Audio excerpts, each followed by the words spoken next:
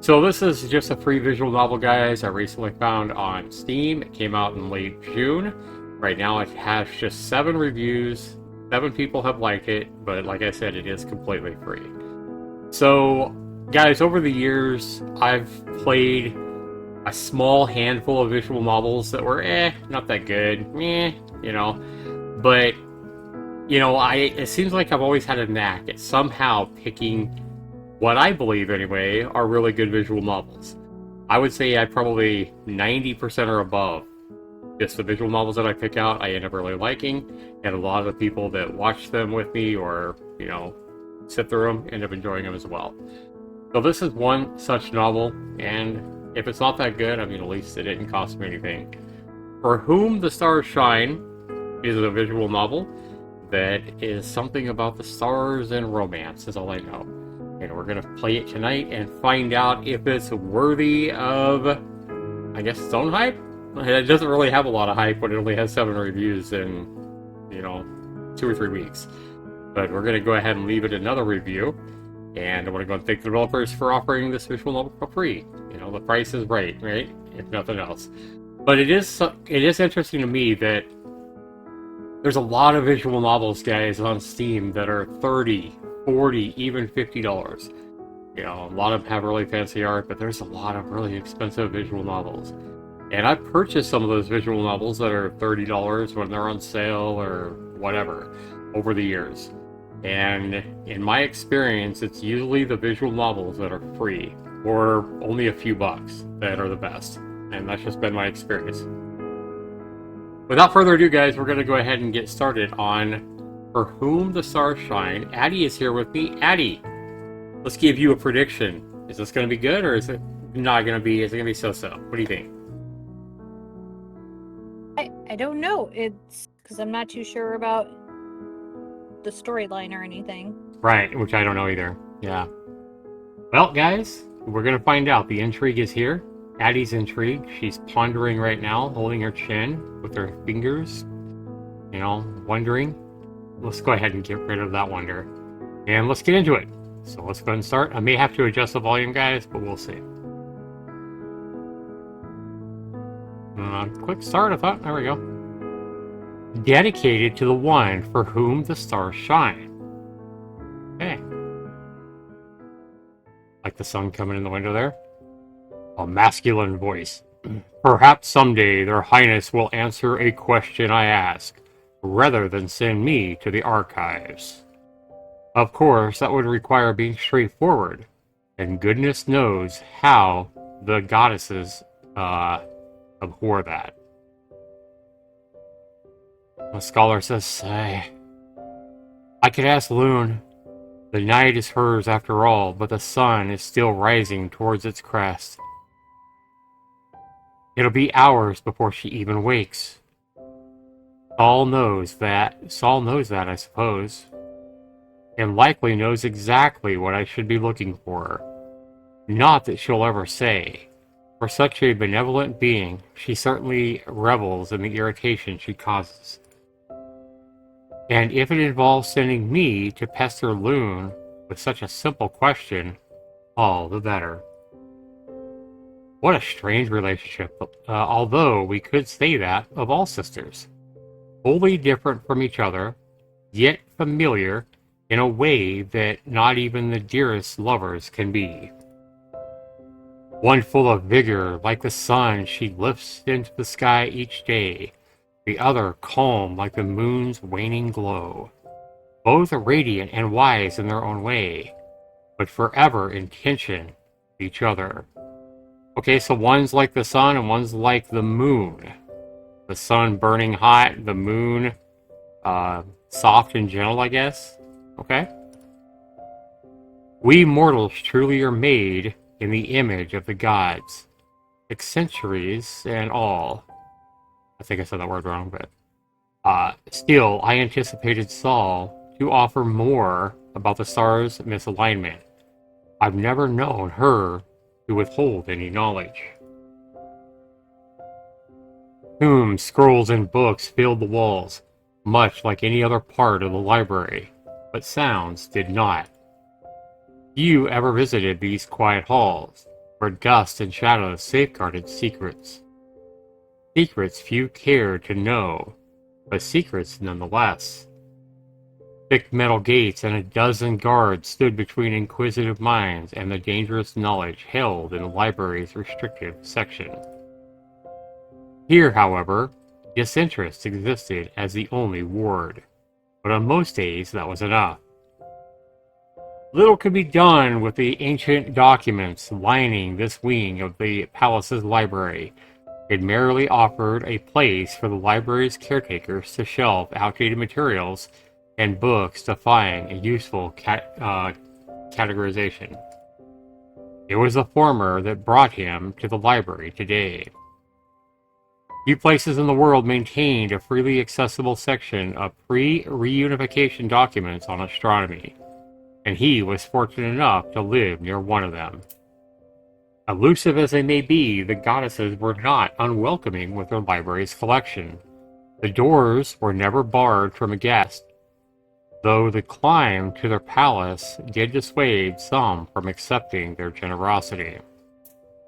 Ascending the celestial mount, so named for its towering height, heavenly views, and divine resonance, took an ungodly amount of time. Children's fables tell of a different Castle Sol and Loon, once shared deep in a forest long since forgotten, a much more preferable location in the scholar's opinion, but that was centuries ago, before the Great Darkness, before the Sisters' War of Twilight, and before Loon's banishment. No one spoke fondly of the days before Sol, the goddess of the sun, and Loon, the goddess of the moon, reconciled. Truthfully, not speaking of those days at all was preferable. Loon's jealousy and rage nearly cast the world into endless darkness, but her banishment after the ancient war's end left a deeper shadow over the land. While her sister remained in exile for a millennium, Sol alone tended the heavens, guiding both the sun and moon across the skies. Precious few could ever hope to understand that burden, and fewer still ever dared to ask. So the sisters' eventual reunion and reconciliation, though a joyous occasion, did leave many unspoken questions lingering. And perhaps rightly so. Loon once again stewarded the moon's nightly journeys through the stars. She pulled the tides to and fro, allowing the seas to direct ships toward the distant lands. Meddling in divine matters, especially with a goddess known as wrathful and envious, held little appeal when all else seemed well. Still, decades can do little to quell the plague that infects the inquisitive minds. No fever is hot enough or long enough to cure an unanswered question. So slowly, the scholar cleared a table and set about gathering writings that could soothe his curiosity.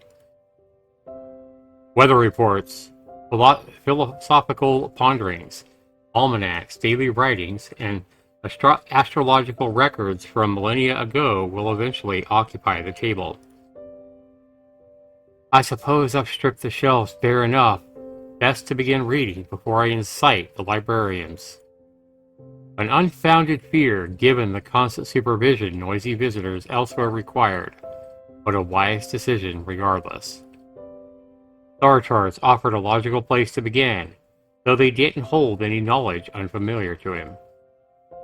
The stars have been there, above us, forever following the path they first set out on. Except this is not the path they set out on. Once the stars followed a different path in the sky, and then, mysteriously, they just didn't.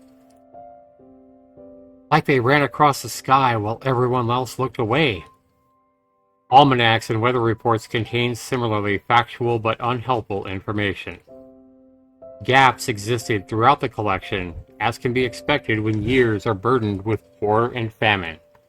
The shift appeared to occur in one of these gaps, but the lack of any mention in later years stymied his theories. Something else then. An undocumented astrological event could explain it, or an error corrected in later works. Reports with a narrower focus like these are apt to ignore rationale in favor of practicality. One singular strand of sunlight reached through this hall window across the room, bisecting a biography next to the scholar. Sliding the book closer to himself and flipping open the cover, he browsed the index briefly before turning to a later chapter.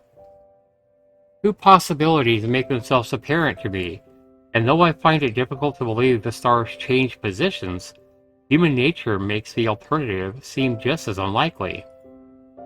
The thought that someone found a new method of tracking the stars and didn't claim the discovery, that's just bizarre. Strange or supernatural, it scarcely mattered without evidence to reach a conclusion. Minutes passed with little to show for his time, so the scholar set the book aside and reached for another. And eventually another. So he's looking for answers. So, I mean, this visual novel is starting off kind of blah, to be completely honest. Something tells me it's going to get better. But I will say one thing to the developers of this game. I don't know what visual novel, or, you know, if you're using a visual novel maker, I know there's visual novel creators out there, like software that can make visual novels. But whatever it is, I don't like how the text just pops in, you know, like that. Just a snap, snap, snap. This text needs to fade in and fade out. It just looks so much cleaner and so much better. And it's an easy fix. Make the text fade in. Like when you, especially when you have, like, you read the sentence and then another sentence comes in, that needs to fade in slower. Like, don't take too long, but like a half a second or whatever, a second at the most. But it should fade in, you know, rather than just immediately pop in my opinion. Just makes it look a lot cleaner. Warmth radiated across the smooth wooden floors while sunlight crept into the room. Aromas of antique hardwood and turned pages came with it. Yeah, see how it just snaps in? Just looks kind of unprofessional. Many who passed through these halls in their journey for wisdom became familiar with these smells, although few of his peers could stand it for more than an hour. It brought to mind nothing but the time whiled away in wretched solitude and obscurity. Those concerned only with the present are damned to the future. So once more, a book passed by and another took its place. If there's nothing to be found, perhaps that explains why so little research has been done heretofore. Hardly an interesting conclusion, but not a surprising one given the advances in modern science. How quickly we forget the quiet failures of thousands when faced with our own success. Pages turn listlessly, as if to their own accord, until the back cover folded shut of yet another book. And then once more. So he's just going through books after book after book, trying to find answers. And again, yet something inside remained unsatisfied, and the scholar leaned back in his chair. Spread out before him was knowledge from the millennia, gathered by both amateur writers and dedicated scribes, representing numerous walks of life. Whether I search every book in these halls or not, I doubt it matters. Some questions only the gods can answer. I simply pray Loon will be in a pleasant mood when she wakes. Regardless, I must abide until then. Yeah, see, he faded away, so I know you have the fade ability because you faded his picture away. From the bag beside him, the scholar pulled out a small cloth bundle and set it on the table. Unraveling the parcel revealed a loaf of bread, a small portion of salted meat, and a wineskin. The scholar briefly pursued the remaining books on the table and selected something lighter to provide him company, a somewhat nondescript journal of a vagabond turned surveyor. Yes, this'll do. 2 bites and a sip later, he finished the introduction's first paragraph. Steadily working his way through the text and meal provided him a reprieve from his research, although not completely. As adventurous and intriguing as any writings might be, they are still words on a page, and his eyes grew weary the further his food diminished. Wine, too, weighed heavily on his eyelids. Now he's getting drunk. Perhaps after this chapter I should rest. I expect this will be a long night, and it feels as if the day is growing no shorter. Goodness knows this man probably felt the same, striving for years to bring the world into form on paper. But I doubt that a phrase caught his eye, and his tongue along with it. Tiredness held back for just a moment, and allowed him to read the line once more. The scholar continued silently, and though his weariness didn't leave, he did forget its presence. Each turned page made sleep seem like a less important concern, a curious side effect of all great mysteries in this life. Yet, they did only have this effect when the solution is out of reach, and we all can behold the shadows darting just behind them. But when did they, and how? His question remained unanswered even by the end of the entry, as well as the next. Passage after passage passed without any explanation, but the scholar's pace slowed as the author's tales entranced him. Though they only hinted at clues, he found himself nevertheless enthralled with a deepening mystery, one he hadn't previously known to look for. Pages turned into chapters while minutes eventually became hours. The scholar read and reread, and then began once again from the beginning. When he reached the end, yet he still couldn't understand. When his eyes reached the words that first captivated him, he paused. The stars, they disappeared. The sky was black, desolate, void of any light other than the moon. And then it wasn't. Because someone brought them back. But who? This event isn't referenced anywhere else in recorded history to my knowledge, not even in folktale or myth. Someone changed the heavens themselves, and we don't even have a footnote explaining who the hell they were. They're just the man who returned the stars. This could be how people in that day explained the unknown phenomenon. Myths often start that way. But then why is it never corrected? And the celestial physicians he describes line up.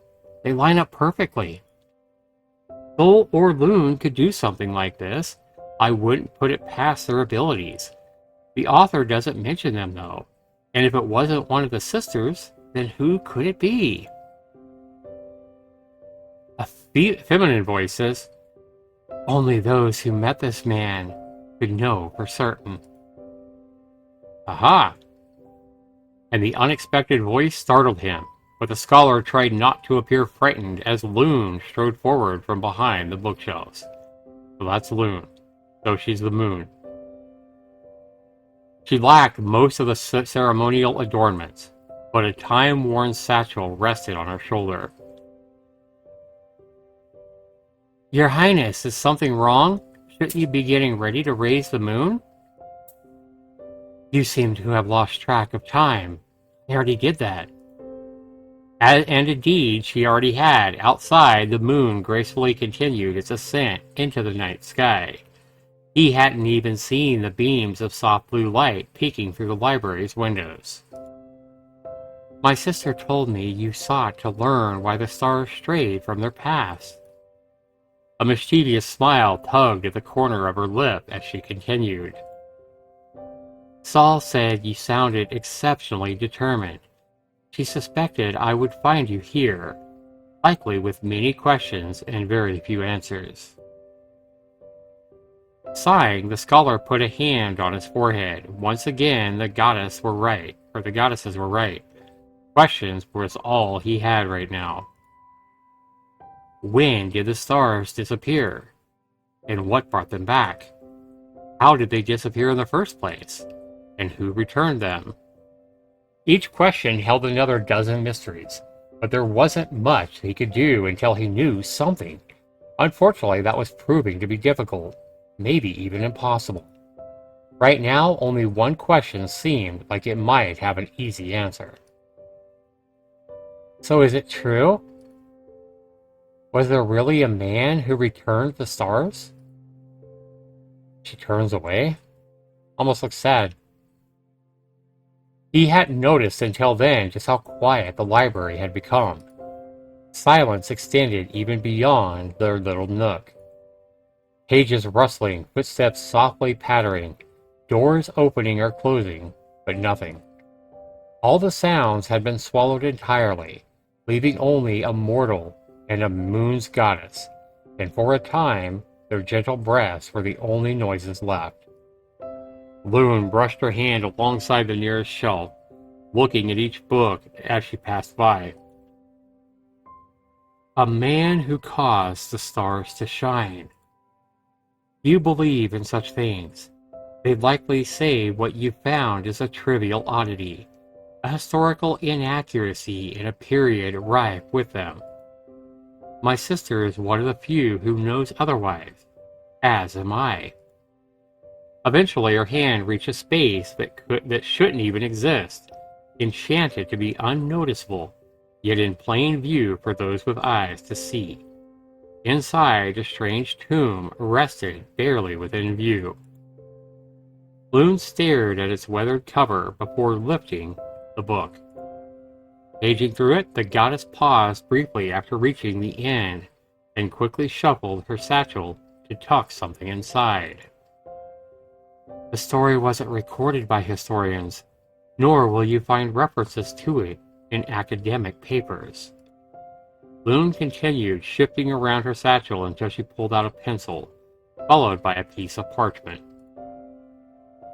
But I doubt you would be satisfied with the explanations found elsewhere. Understand, however, that there is a reason you've not heard this tale ever before. Staring down at the tomb, her next words left nothing more than a whisper. Some stories are best told to no one. The scholar gently shifted his feet, leaning against the table. Then why tell me? Bowing her head, Loon wrote a short note and placed it on the shelf before handing the tomb to him. Because perhaps this is not one of them. Softly, the scholar laid down the book and gently slid his hand over the cover of the book. An ancient royal crested adorned the front, matching the tomb's aged appearance. Preservation spells seemed to be holding it all together, if only barely.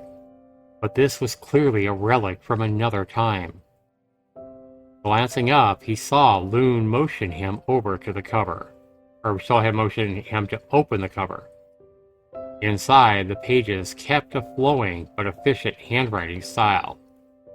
However, 9 words written in an entirely different large cursive script covered the very first page. Dedicated to the one for whom the stars shine.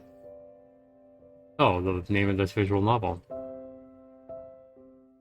When the stars left on a midsummer night, disappearing from the heavens, leaving this world lost in the cold light of the moon, many tried to find them in the skies.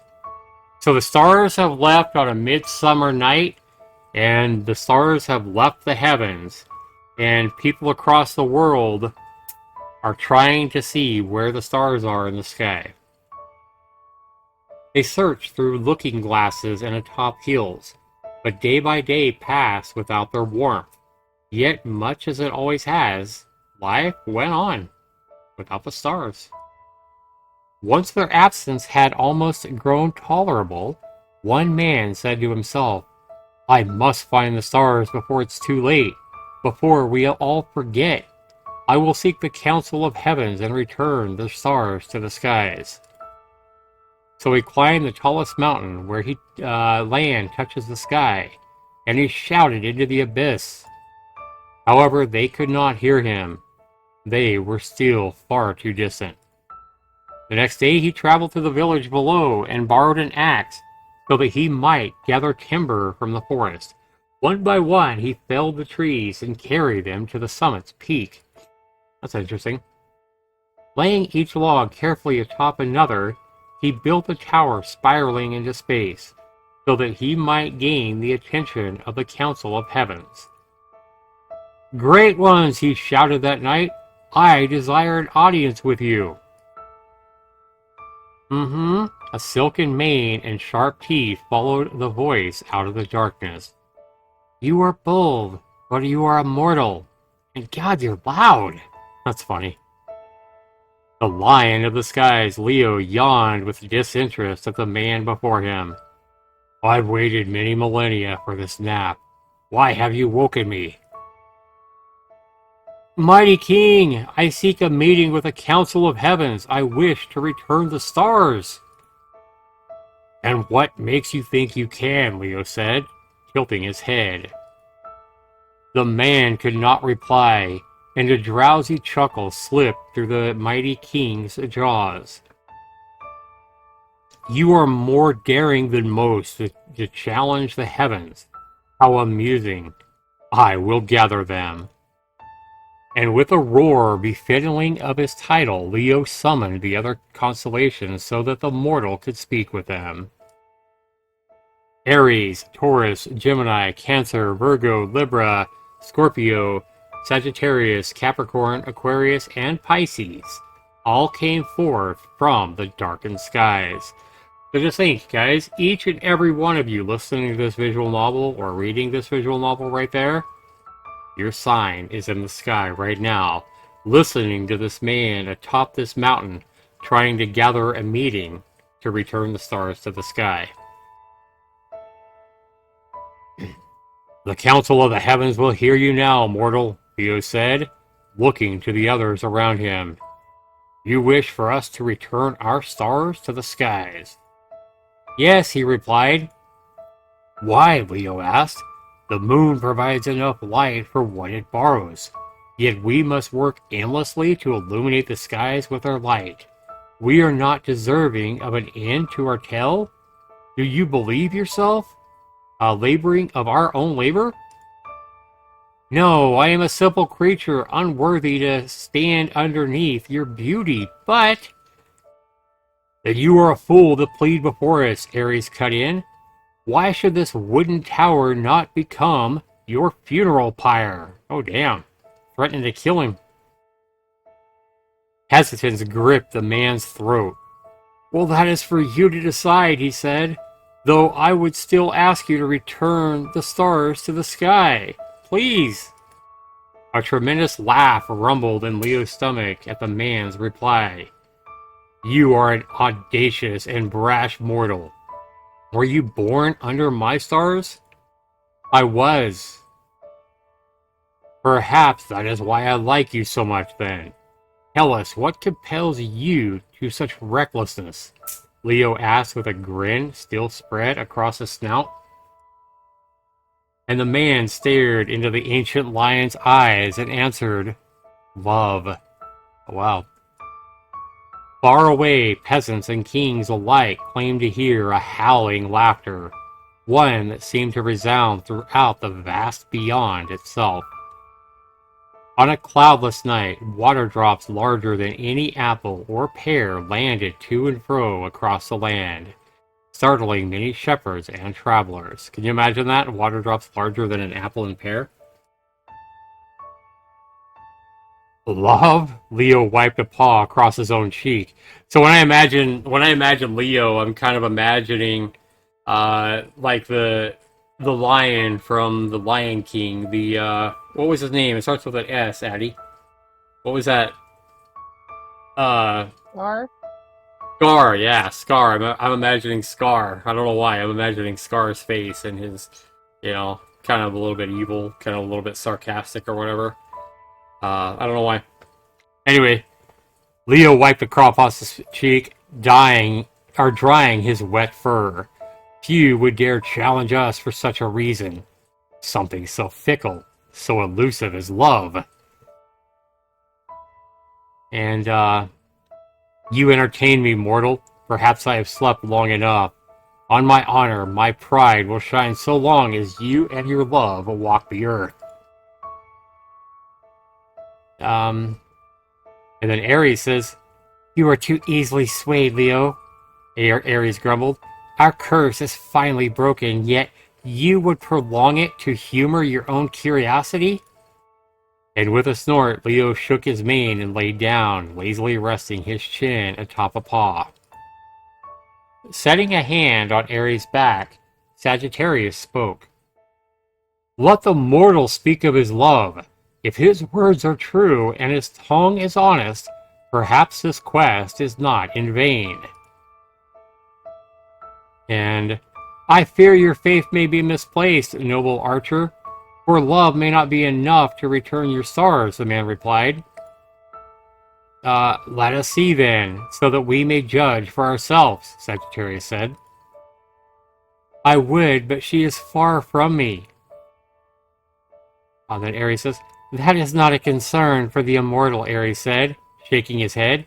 "Climb up on my back, and we will find her." So beyond where roads can lead and across the perilous mountains, the mortal led the council of the heavens. They traveled great distances at first toward the mighty river, and then up the wild plains. "Do you know where you're taking us, mortal?" Ares asked. "No," he replied, searching the horizon. "I just follow my heart towards where it aches more. So I follow my heart to where it aches the most. With each pang, I know that she's closer to me." Oh, damn. And below them, many beings passed by, but not one of them piqued the man's interest. Even over towns and villages, his head would not tilt down to look. Neither mortal nor immortal creature knew for certain when their search would cease, but the man's confidence kept them pressing onward. Even so, Ares could feel the mortal's heart beating faster. Resting heel after heel, the other stars felt something shifting as well. All of creation rests beneath and within the heavens, but no place had ever felt so unfamiliar, so distant from their own skies. Yet the man slowly raised his finger. Far in the distance, past where their light had reached, where his eyes could see, he pointed to a lonesome path. "Aha!" And it was as he said. There were few dare tread, was the woman, his love. She walked alone underneath the barren night skies, and the man's heart ached more than he could even bear. At the very sight of her, Sagittarius drew his bow and looked at the man. "Your heart points as true as my aim, mortal. It will be as you wish. My quiver will empty each night to fill the sky with stars." Damn. Ares turned to the noble archer and sighed, before looking again to the man upon his back. "You are not misled, mortal, but I see a creature highly coveted in this realm, certainly worthy of his quest. But are you?" "I am unsure, only the fates can know," he answered. "Beasts have not fallen to my hands, nor warriors to my blade. My life has never known war, and this is a fight many men would fall to." "Yet you would bring this upon yourself?" Ares questioned. The man looked down to where the woman walked. "If it is required of me, I will fight until my days end, not to win her heart, but to bring it to life. And with each day, she would find herself even more resplendent and admired." Ares craned his neck down to look at the woman. Your words have moved me, mortal. Many have asked my stars for courage before battle, but few have inspired such things in me. Your conviction has earned you my aid. So long as your fight persists, my stars will support you." "Thank you, honorable warrior," the man said while climbing down from Ares' back onto the hilltop below. but I worry it may not be enough. Why is that? The twins of Gemini asked. She is unlike any other, beautiful and wise, while others around her taken any lover to come their way. She has waited to pledge her life to one who is worthy. We know her kind too well, fool, one of the twins said, through fits of laughter. So they're laughing at him, saying, we know her kind too well, fool.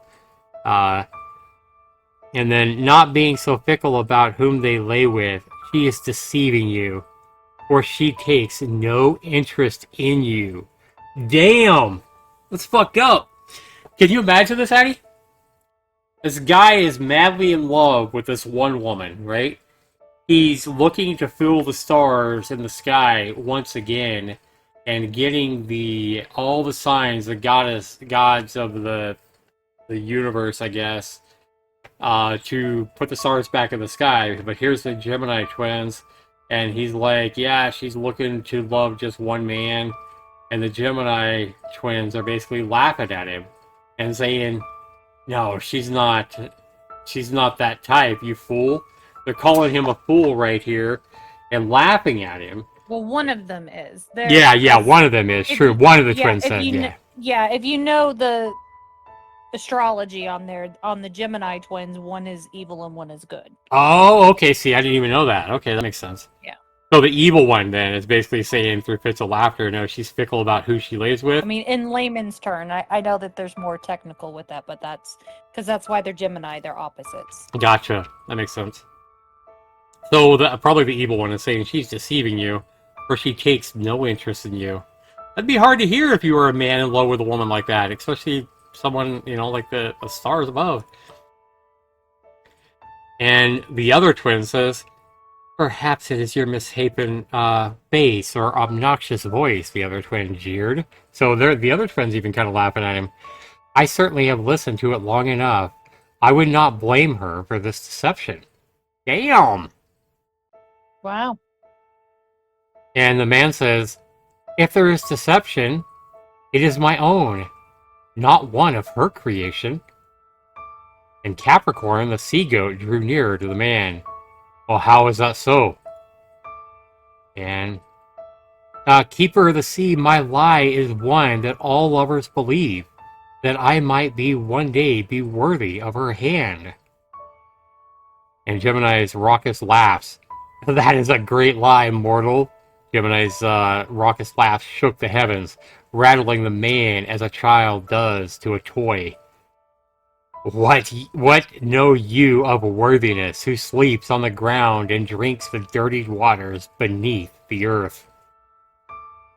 And he says, it matters not if she is more enchanting than other maidens. In time, you will find she is no different. Oh, so one of the Gemini is saying that. It matters not if she is more enchanting than maidens. In time, you will find she is no different. And he says, perhaps he is unworthy, Gemini, but I doubt he is unworthy as her affections as you. Oh, this is Capricorn saying this. So perhaps he is unworthy, Gemini, but I doubt he is as unworthy of her affections as you, Capricorn retorted, silencing the twins. Land dweller, tell me, why would returning the stars draw her heart back to you? Oops. Okay. I doubt it will, he answered. My quest is not for the sake of victory and love. What I seek is for her soul, a beauty that could match her own, a guide that could lead her during the darkest nights, and a sign that none are fairer than her. And Capricorn says, you would ask us to shine for her, for a single maiden, one who is so distant from you, Capricorn asked. And for whom would the stars shine, if not her? I am undeserving of your light, perhaps of all this universe is, but even if she spurns my comfort, I ask that you watch over her. That's pretty unselfish. And Gemini says, You would be so wise to choose another love, mortal, Gemini grumbled. Um, Many daughters of the Great Mother walk this earth. You should leave now and choose one of them as your bride, while your patience still allows it. The last mortal to come before us never again saw the light of day. Oh shit. Lifting his head slowly, Leo snarled. The last mortal came for very different reasons, and I will not allow you to harm this one, Gemini. I agree, Capricorn added. This creature is unusual, and I would enjoy watching him and his lover. Another day, I may leave the skies, but so long as boats may carry her across the darkened oceans, I will guide her with my stars. And the mortal bowed. I am honored by your light, Capricorn, says the man. I am honored by your light, Capricorn. Now, what of you, Gemini? Capricorn asked Gemini. We care not, Gemini scoffed. Let some of the others make their judgments first, and we will decide later. Then I will speak, Scorpio said, creeping forward. As will I, Cancer's voice echoed from behind Gemini, who stepped aside, for I believe our questions are the same. Yes, I suppose they are, Scorpio replied, with a flick of his tail. Mortal, we've heard of your love, but you have heard little of our curse. Why should you desire to outweigh our own plight? And the man's eyes fell, followed by his expression. Please forgive me. I did not know you bore a curse. Fearsome champion, who afflicted this upon you? The same one who formed you from the dust asks us to shine until the end of time. But we grow tired after millennia of never-ending toil, Scorpio answered. To serve the Creator is no curse. You would so willingly give up what they bestowed upon you? The man asked, stunned. Says the mortal who sacrificed paradise in their rebellion, Cancer sneered. Your kind's actions betray you, child. We have not forgotten your fall. We have not ceased to pay the debt that you accrued. Once, Cancer continued, we shined even more brightly in the sky, and your parents admired us every night as they lay together in harmony. And they say, now no sin has been committed underneath our light. We bear witness to many evil deeds you do in the dark, and we grow weary of the crimes you have wrought upon us. And the man's head fell even further. Yes, what you say is true. I am a child born of many sins. What I possess I do not deserve, and what I desire is not mine to have. Never has the Creator forsaken us, yet the same is not true of my kind. Forgive us as for the iniquity we bred. I am kin to an arrogant and immortal ilk. Scorpio pointed his claw in accusation at the mortal before him. You humble yourself before us, but you can do nothing to right these wrongs. I ask again, why should we give heed to your pleas? If you wish it, I will spend every night thanking you for shining upon her. Many mortals do the same as they drink themselves to sleep, and I grow tired of listening to their prayers, Scorpio whispered, intoned with the headache known to all who once knew paradise. If you would not hear my prayers, then I will offer them to the Creator, that they might honor you for your loyalty to an unfaithful brood, the man said, lifting his eyes to the council of the heavens. Cancer asked, why should they listen to your prayers, even if we will not? Because I am their creation, as are all who were born and have breath. Evil roams this land, but they have not abandoned this world to the ravages of death. Even the flowers are proof that hope can still bloom. Wow, this is a pretty wise man. What do you think, Eddie? Yeah, Interesting. yeah, it is. So I will go to the Creator and intercede on your behalf so that you might know their goodness once more. Child of mortals, Cancer replied, the Creator has grown deaf to our cries. Once more, voice will not save us. Whatever you believe of them, this much we know to be true. They have left this world to your damnation. We exist now only to shine a spotlight on your tragedy, but we no longer wish to take part in this farcical production. Gripped by their hopelessness, the man struggled for words as he began again. What beats behind my ribs is proof enough that my prayers will be heard. Perhaps I cannot persuade you, but my promise remains. As they will it, all things can be made whole. And in silence, Scorpio and Cancer considered the mortal's words. In a deep sadness, a sorrow known only to the accursed, weighed upon them as they answered the man's plea. This world fell by the hands of men, and must also be restored by their hands, Cancer replied, raising his eyes to the vast universe above. Perhaps it will start with you, and if so, that it is we who should beseech you. It will be as you have requested of us. Scorpio lowered his claws. Let your atonement one day reach us, and so long as our strength remains, the stars will shine upon you and your lover. Yes, Pisces agreed. Yes, that's mine, the fish. Yes, Pisces agreed. We will endure another night, mortal. You are righteous for a fallen creature. We pray that your words will be heard. My words will not cease until they have been. You will be recognized for what you have done. My legacy will forever honor your light, the man said, through stray tears. Beside Aries, Taurus lay down and released a long, slow breath, blowing hot air onto the fields and hills below him. Aquarius, I see the council of heavens is shifting, yet my mind is not made up. What about you? Yes, I am still curious, Aquarius replied.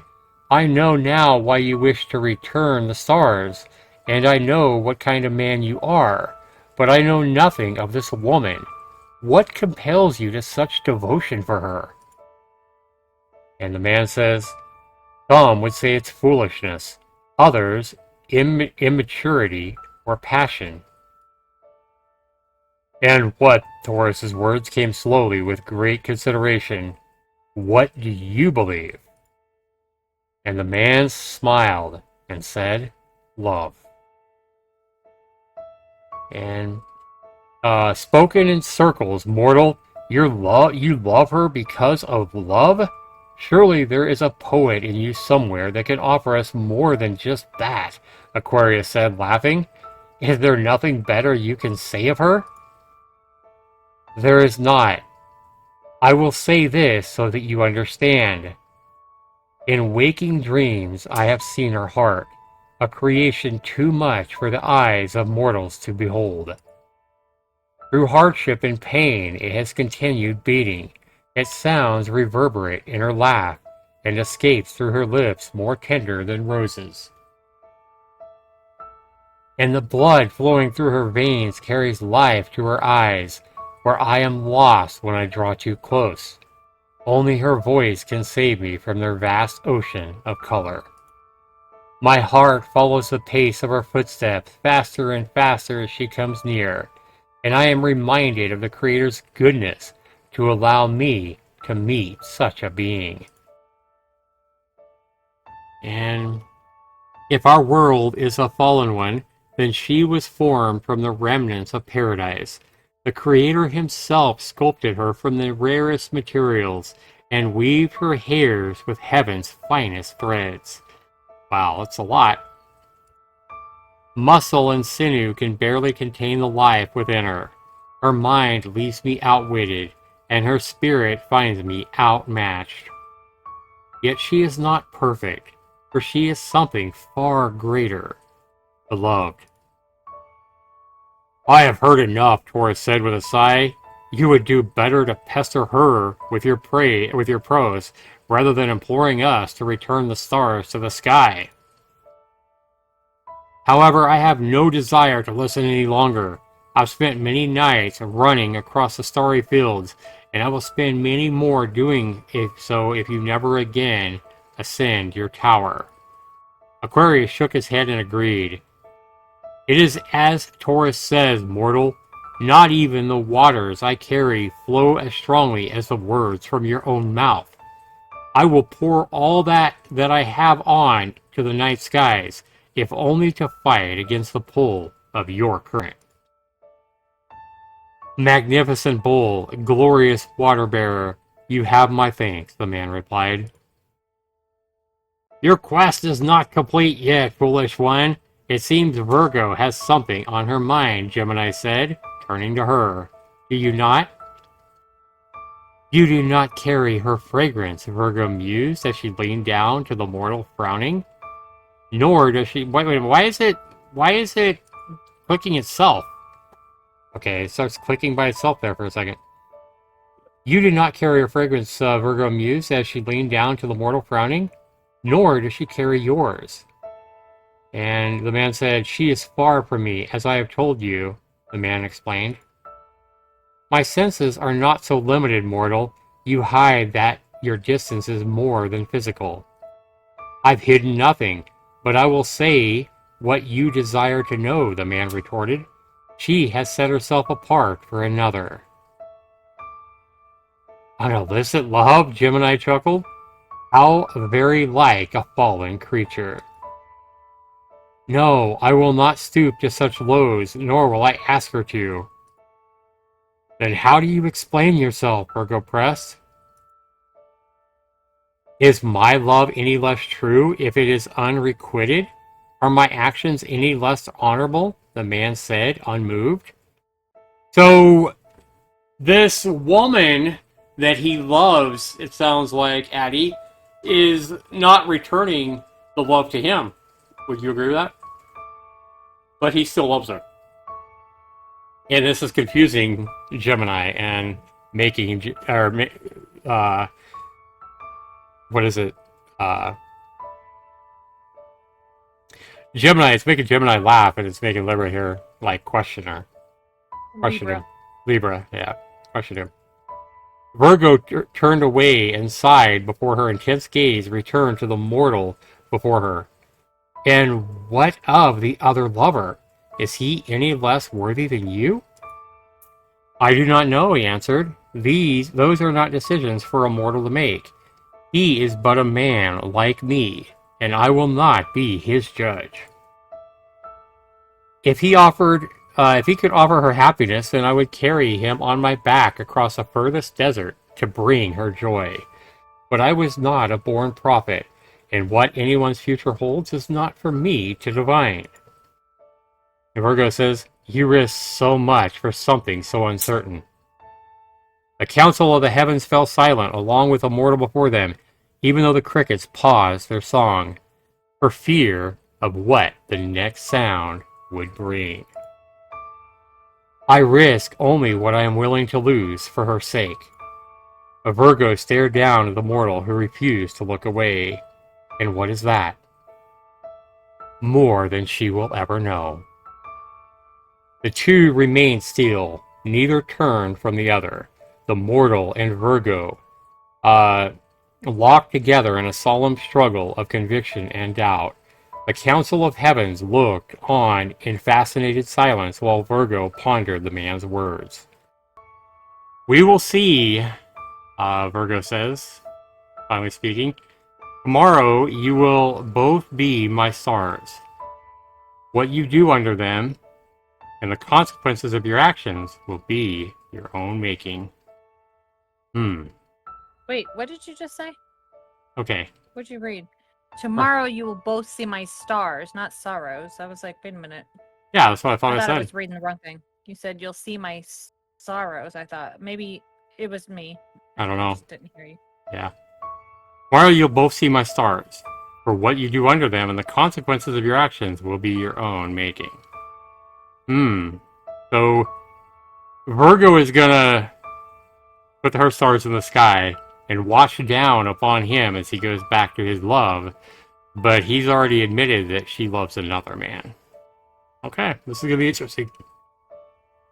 This is gonna be interesting. Alright.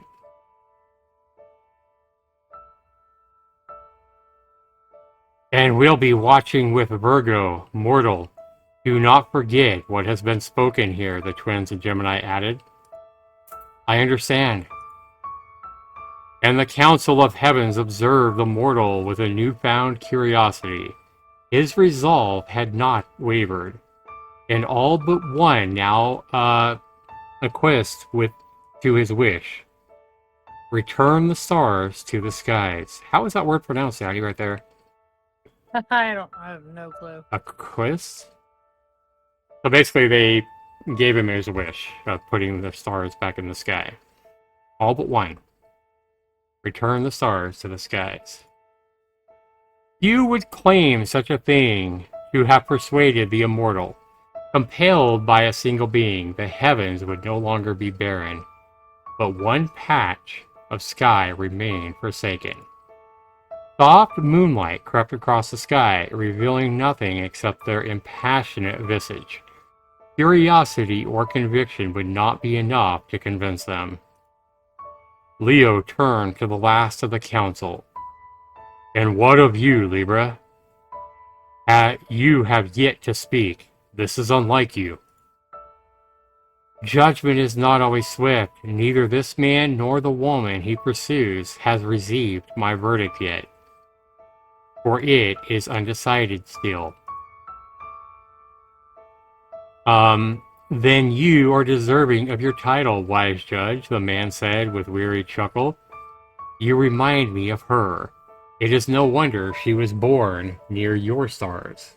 So, I wonder if she's which one is this? It's Libra. Libra, yeah, so she must be a Libra. Libra says, we will see if you are both worthy of our stars. For justice favors no one, Libra put forth her scale, softly judging the metal chains connected of her weighing pans. My scales do not rebalance themselves for the fleeting love of misguided souls. If you wish to avoid my judgment, you will leave now.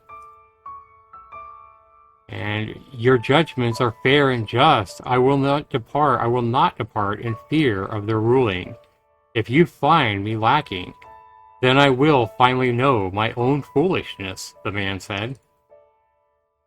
And if I find her to be the one lacking, Libra replied, then the man's words slowed as his tongue faltered and his countenance fell. I will still love her. As has been done for me, I will choose what is least deserved. I will choose love. I see, Libra said as she withdrew her scales. Then the Council of Heavens is not your courtroom, and I am not fit to be your judge.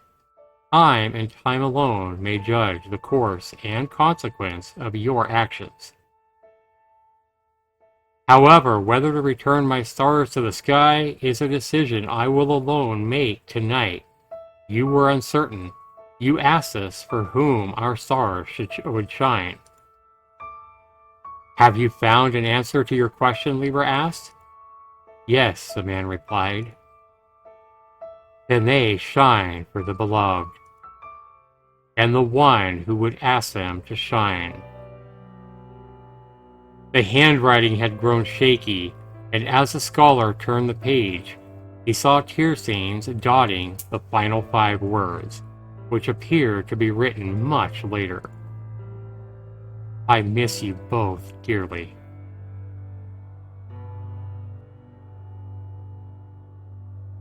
He flipped through the rest of the tomb, but excluding 2 empty clasps resting in the very back, there were only blank pages. I hope you were able to read the handwriting. I'm aware most have difficulty reading such elegant penmanship. The scholar finally turned to Loon, who stood beside the window gazing out at the cloudy night sky. No, yes, I can read. It's very beautiful. He turned again to the tomb laying in front of him and sighed.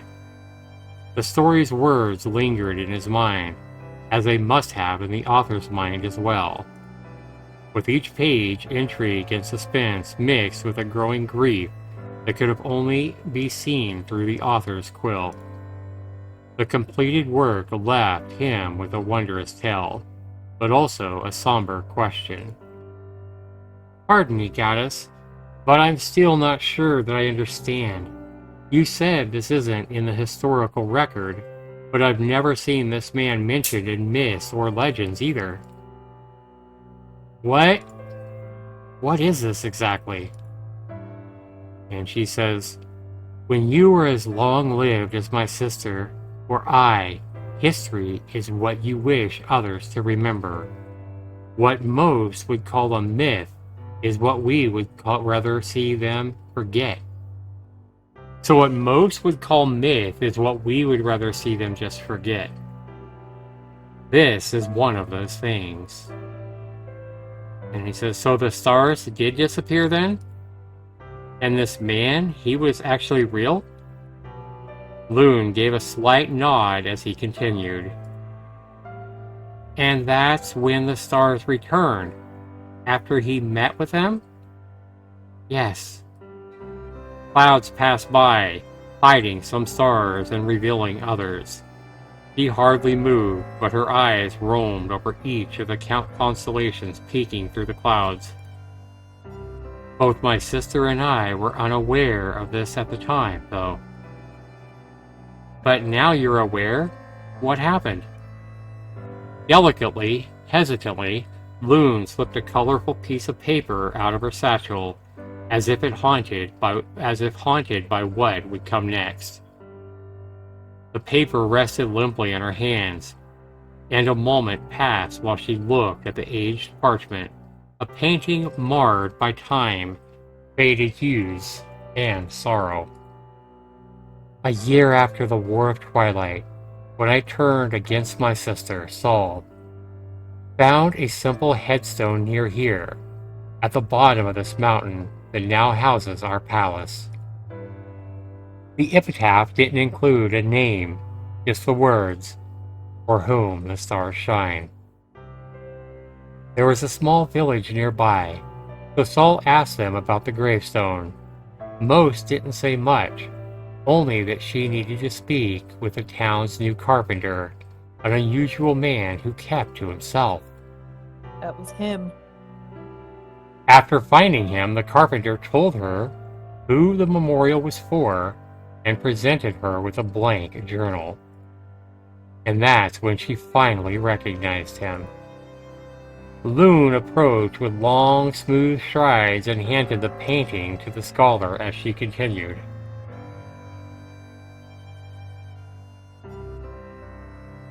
His name was Solace. Okay.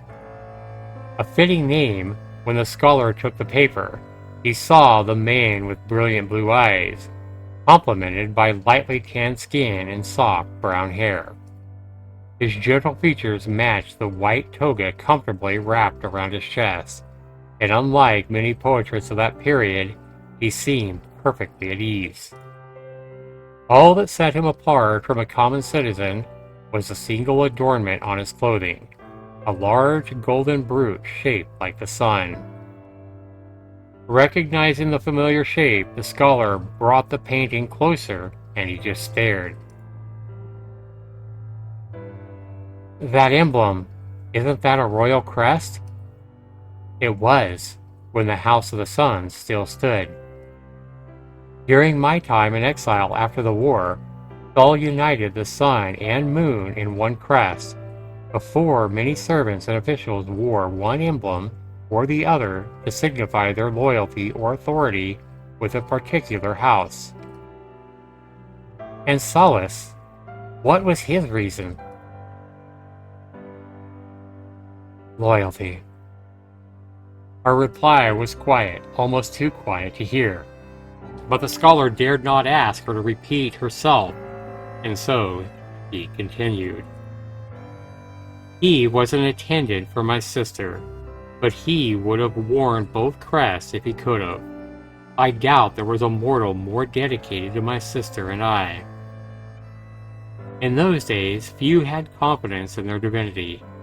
We stood not as beings to have faith in, but as servants to be bid as others pleased. Longer days and shorter nights, harsher winters for their enemies and gentler summers for their children, dimmer night skies and more vibrant sunsets. Plows and spears require maintenance, but not devotion, not affection.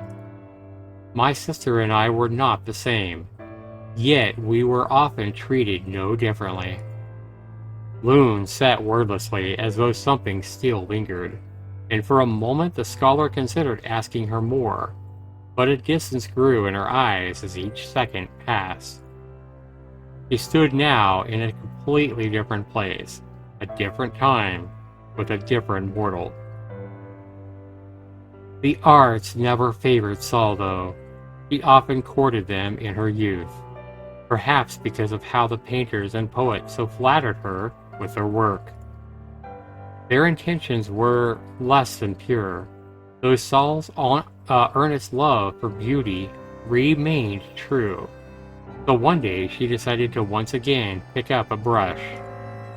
She needed a model, of course, and never ignoring a chance to bother her favorite sister, she asked me immediately. Rearranging the furniture just so, waiting until the sun peeked through the curtains, and positioning me perfectly in place, she said about creating her masterpiece. About an hour after she first brushed paint against the canvas, a new attendant came by to ask if she needed anything, as was his duty. Saul decided that this day's duties also included providing us with company, and for some time he simply stood silently beside my sister as she painted. Her brush would dab splotches of paint and spread them across the canvas, and then she would nod and comment on her latest observations. She remarked how the cascading light fell across the room beautifully, and how the lines of my garment flowed with the chase's fabric. All the while he obediently listened as she would glance down at her palette, whirl another color with her brush, and bring it back up to the canvas. Little sounds like a cat, thoroughly pleased with itself, came out wherever she found a brushstroke particularly satisfactory, and she would exclaim about the wondrous beauty of her painting. And then she would lean in and point at her half-finished magnum opus and explain what she believed he might have missed, and what I had no interest in. Fine details that artists of lesser caliber would ignore, as Saul would say. She, however, claimed to capture them with all her keen eye and her deft brush. My sister's palette ran out of paint more than once producing these fine details, but if he was bored of that endless palette, he certainly did well in hiding that. I nearly drifted into a pleasant sleep before she spoke even once, yet he appeared as alert and attentive as when he first stepped into the room. His eyes devoutly followed Saul's brush back and forth countless times, but I noticed he would cast his gaze upon me whenever she paused a moment longer than usual. Goodness knows what he found so interesting about my yawning, but his attention was appreciated nonetheless. Even so, his eyes were peculiar, soft, like they peered no deeper than what life offered freely to them, but their purity allowed him to see everything others did not care to. Simmering resentment, vile loathing, secret envy, baleful pride, and yet they remained so kind. When he turned to my sister, it was as if he saw a masterful artist in the making, and I, her divine muse. Should anyone else have stepped foot in that room, perhaps they would have said the same, but he had no need to. Each time he looked at me, I nearly believed it. Regardless, I can only tolerate so much frivolousness in one day. Had Saul continued much longer, I'm certain she would have captured my scowl in her own poetry. That's funny. Moments before I demanded she cease her incessant scribbling, though, Solace appeared to notice my discontent. Uh-oh. Contentious as I might be, I know better than to argue with Saul about abandoning an endeavor. Even one such insignificance, I had yet to work out a plan of escape, regrettably. But she was trying to escape. Saul brushed yet another line across the canvas while I cursed my miserable existence, and Solace merely tilted his head, letting out a low hum. Immediately, Saul stopped in surprise. His silence had been so prolonged, she had nearly forgotten I could voice any sounds at all. It's unusual for a goddess to pause so a mortal can speak, but I must admit, even I was curious to hear him now. I doubt even the great actors of that day could so captivate a room, which must have been a terrifying experience for a mortal with an audience of goddesses. Silence no longer provided any protection, however, and we awaited his next words. He did not offer them with any urgency, and at the time, an impropriety we mistakenly attributed to trepidation. Truthfully, he knew exactly the effect that it had. But eventually he leaned around the easel and said, "Your Highness, her thighs truly are a magnificent sight. But do you really think they're that fat?" Oh my god. That's funny. Wow. That isn't what I expected. Is that what you expected him to say, hon? No. Wow. Your Highness, her thighs are truly magnificent sight, but do you really think they're that fat? The scholar didn't say a word. Quickly, uncontrollably, his cheeks turned a shade of crimson that most people would mistake for internal bleeding. You do a good impression, mortal. The Saul's cheeks were even a darker red. She set the canvas ablaze in the fireplace before I could judge for myself, and that quickly sent Solace and myself on our way. That's when he introduced himself to me. Try as he might, the scholar couldn't hide his embarrassment before replying. And nearly got banished from the palace afterwards, I imagine? He was kept far from important figures after that, yes. Still, he became a great friend to both of us. It's likely his fault that my sister and I so enjoy humor and trickery.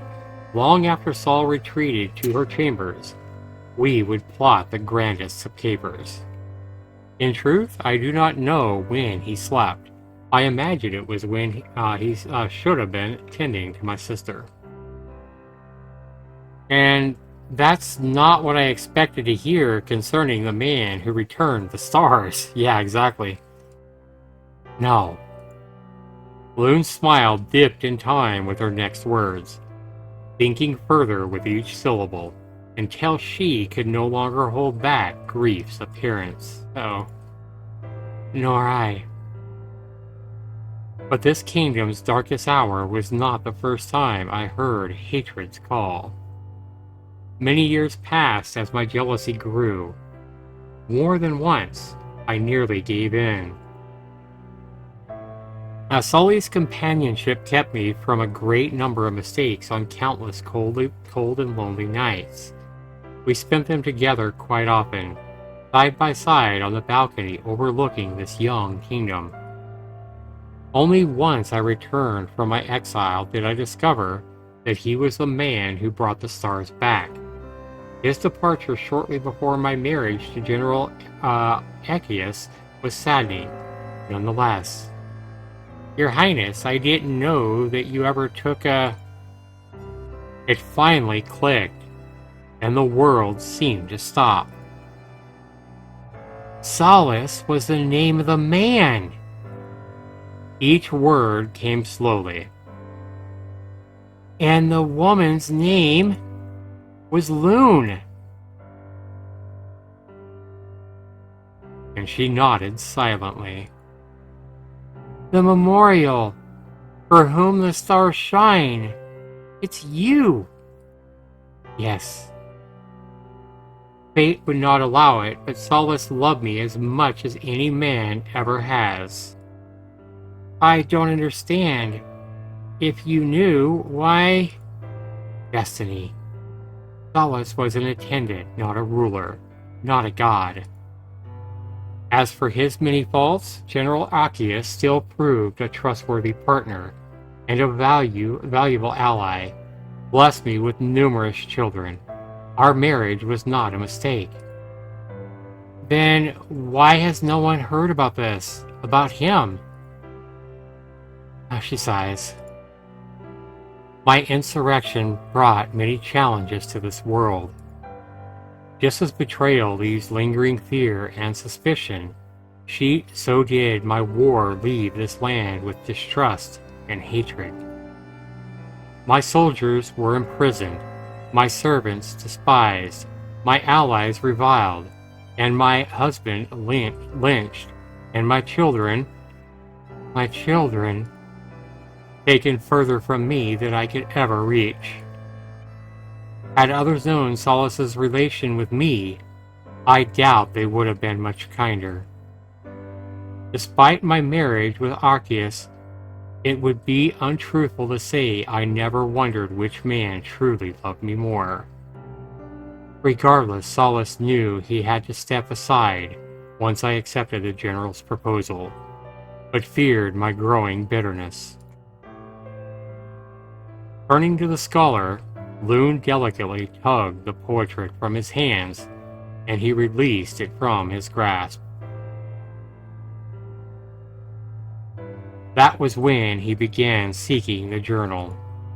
Running a hand over the worn cover, the scholar could feel enchantments on it, but they didn't strike him as anything particularly unusual. This isn't just a normal journal. A mere servant couldn't have enchanted this, but I assumed Saul could have. Indeed, he added the preservation and protection charms. Making falsehoods written in ink disappear, though. It is not something my sister is capable of. Solace traveled to the edges of this world to find a creature with that skill. Only truth can exist on these pages. Everything else fades away the moment it appears. If honesty could not reconcile the rulers of day and night, all hope was lost, or so Solace believed. Yet I fear it mattered little. When his journey concluded, he returned with a journal meant for 2 goddesses, but to a nation with only one. Is that why he stayed in the village? Partly. In truth, he also needed to hide his identity, and the villagers were willing to keep his secret. It took a great deal of pleading before Solace repeated the story so Saul could write it down in this journal. Pausing, Loon briefly let out a giggle break her somber demeanor. What? Loon shook her head and replied softly. It seems prideful, but my sister only convicted Solace after pledging to move the palace to this mountain in my honor. The place closest to the moon and the stars. Closest to you. Yes. He was an incorrigible romantic, and far too clever for his own good. A mischievous sparkle danced at the edges of her eyes. Our battle left the castle and surrounding area unsuitable for anything, let alone resting her head at night. Saul knew she would have to move the palace, as did Solace. And that's when he took advantage of a grieving goddess and offered me the most beautiful, heartfelt gesture I've ever known. Loon smiled even as tears threatened to cloud her view. Of course, my sister was simply happy someone missed me nearly as much as she did. With so many looking to twist the situation to their own ends, Saul could call him one of their few friends she had during those years. And then, with his dying breath, he swore my sister to secrecy and had his name stricken from all known records. Until I returned from exile, she never told another soul about him. Stunned by it all, the scholar leaned against the table and let his thoughts stir. He flipped to the journal's beginning once more and again noticed the large cursive letters flowing over its first page. Saul's writing was unmistakable now. This was the man who bent the heavens' ears, forgotten by history, but not by the woman he loved or her sister. So to answer your question, mortal, no one has heard about this, about him, because I do not wish to disgrace his memory. Oh, that's cool. She didn't want to disgrace his memory. Despite my unworthiness, despite the affection I could never return to him, his love has burned brightly over 1,000 years. Let's read that again. Despite my own unworthiness, despite the affection I could never return to him, his love has burned brightly for over 1,000 years. His legacy is the night sky, not the story that he and I share. Rising, Loon walked over to the table and slid the journal towards her while the scholar watched quietly. After reattaching the portrait, she returned to the bookshelf and took one last look at the worn journal in her hands. Solace's light, to my great shame and everlasting gratefulness, shines brightly. His kind can still see the stars he persuaded all those years ago, and that is enough. The scholar struggled to say anything in reply. Words couldn't describe the conflicting emotions swirling in his heart. Finally, he tried to say something, but all he could manage to say was a whisper. Forgive me, goddess, but that doesn't seem like the legacy he would have wanted. Perhaps. The word fell out listlessly. Loon's focus remained on the book gripped in her hands. But he was a foolish man who loved me far too deeply. A sky filled with distant lights and an exiled goddess. I doubt he knew his romance was in truth a tragedy. Turning, Loon stared solemnly at the mortal in front of her. As I said, some stories are best told to no one. Is that what Solace believed? The question surprised him, even though he'd been the one to ask it. Loon's back straightened at the unspoken accusation and left the scholar running a hand through his hair, trying to straighten out his thoughts. He wanted to let the world know how much he loved you, how beautiful your night is, even if they never knew who he was.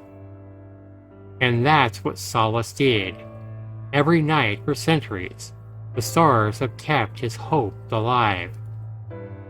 And now you've returned as a beloved goddess, finally recognized and admired for the beauty you bring every night. Exhausted, the scholar bowed his head before continuing. Shouldn't that be his legacy? Tears, both old and new, rolled down Loon's cheeks, pouring softly from her eyes. I fear history decides our fate long after our choices have already been made. If I had embraced him in life, perhaps in death the legacy worthy of him would not be lost. Instead, replaced with my tragedy and his folly. Isn't that better than this? A story no one knows about a man that nobody remembers? And she says, I do not know. The stars alone could answer, but they remain silent. Loon looked to the bookshelf and slowly picked up the note she had left earlier. She wiped her tears and stared at each word, looking back to the journal before peering at the note again. Hesitantly, she tucked the journal in her satchel and retrieved a pencil. Beginning to write again, she whispered, But maybe it is not for us to decide, and if so, then I must accept Solace's life for what it was. Gently, Loon set the note down. The bookshelf's enchantment reactivated instantly, hiding the piece of paper from his senses. And allow humanity to do the same. Walking to the end of the bookshelves, Loon turned back one final time before she rounded the corner. Fair eventide, mortal. And with that, she disappeared behind the open shelves. So she appears and disappears behind the shelves. Good night, Your Highness. Silently, the scholar set the books, scrolls, and tombs back in their places, and then he too returned to his rightful place outside the library's walls. So once more the great halls rested quietly. For all the memories and words the shelves contained, they would never know the joy nor the tragedy of love.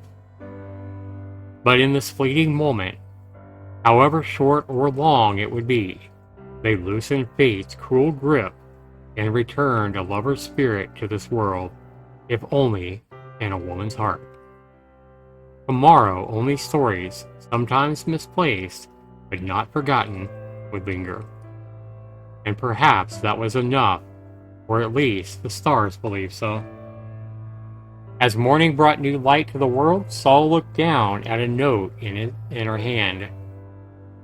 A book was missing from the library, not that anyone would notice. One-of-a-kind books tend to be easily forgotten. After all, it was an old piece of literature few would ever notice unless they were specifically looking for it. Coincidentally, it appeared that someone had been looking recently, which is why it was missing. However, it seemed they didn't intend to return the book. The thief had hastily scribbled the note's first few lines, but the next lines developed a stately cursive. Saul. Armania, please send a message to those wonderful sculptors in the next province over, the ones who carved that magnificent tribute to us last year. Hidden behind a stack of books, Armania paused, scroll and quill still in hand. Of course, Your Highness, but I wasn't aware their services would be needed again so soon. Is it a project that you have in mind? Saul lowered the note as a wistful smile crept over her. I believe it's time we commissioned a new memorial. Your intentions may be good, but your involvement is not appreciated, sister. I have no desire to be further haunted by these events. Leaving the journal here was a mistake. I'll speak with the archivist about amending our histories. Humanity can think what it will of Solace. I know what kind of man that he was. Perhaps it's time others did as well. Sincerely, for whom the stars shine.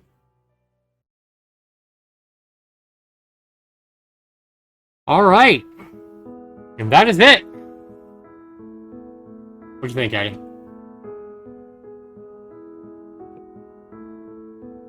It was a little drawn out, but it was cute. Yeah, I would agree. I guess the best thing I can say for it is it was free. Have I read better visual novels? Absolutely. I'd say it's a... I mean, I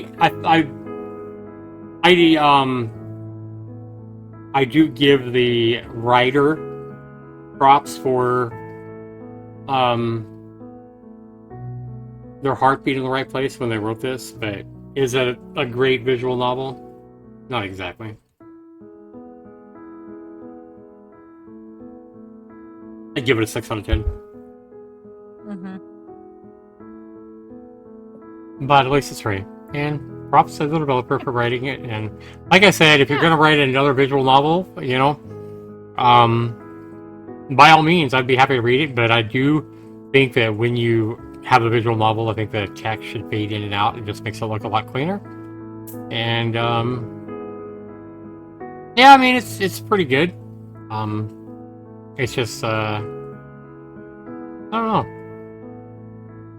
I feel like it leaves me with I feel like I thought it was going to be better than it was, so it's kind of leaving me unsatisfied. I thought it was going to be better than it was. So I'm disappointed, to say the least. Even if it is a 6, 7, whatever it is, I mean, it's not terrible, but I don't think it's great either. Alright, with that, guys, I want to go thank you guys for watching, and we'll see you in the next video. Bye, everybody.